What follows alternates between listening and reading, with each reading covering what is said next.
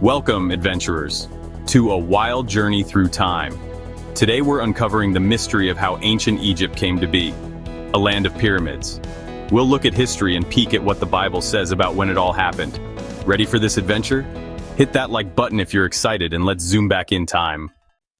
First stop, the Nile River. Picture a hot, sandy desert where almost nothing grows. That's Egypt long ago, but here's the hero. The Nile River, the longest river in the world, stretching over 4,000 miles.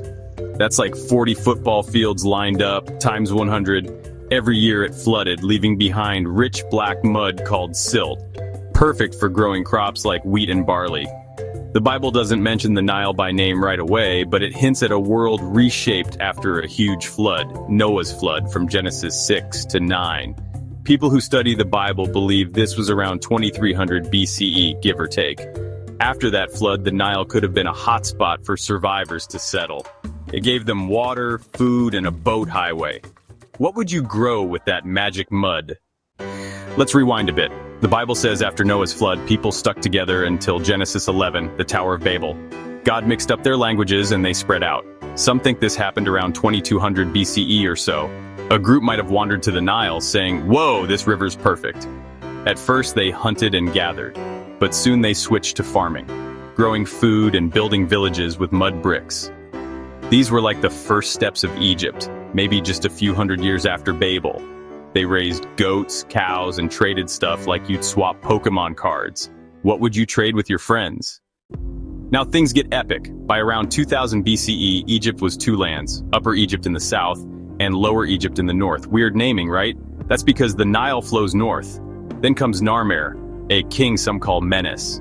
He united the two into one Egypt, wearing a double crown to prove it. If the flood was around 2300 BCE and Babel a bit later, Narmer might have ruled not long after people spread out, maybe 1900 to 2000 BCE. He's like the guy who mashed two puzzle pieces together to start Egypt's big story. Narmer's accomplishment is on the Narmer palette, a super old stone. With Egypt united, it's time for Egypt to begin building a powerful empire. Kings became pharaohs, rulers seen as gods on earth. The Bible mentions Egypt later in Genesis 12, around 1900 BCE. This confirms that Egypt was growing stronger as a nation by then.